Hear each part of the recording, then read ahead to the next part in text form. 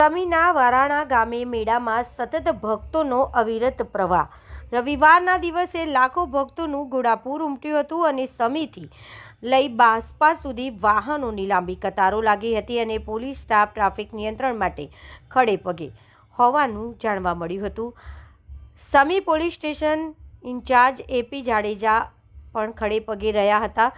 વડિયાર પંથકની આસ્થાનું કેન્દ્ર એવા સમી તાલુકાના વરાણા ગામે દર વર્ષની પરંપરા મુજબ યોજાયો હતો 15 દિવસીય ભાતીગળ લોકમેળાની શરૂઆત થઈ ગઈ છે। રવિવારે પણ લોકોની અવિરત પ્રવાહ જોવા મળ્યો હતો અને હજારો ભક્તોએ માના ચરણોમાં શીશ નમાવી પ્રસાદી ચડાવી બાધા આખડી પૂર્ણ કરી હતી। સાથે સાથે મેળાની મોજ માણી હતી।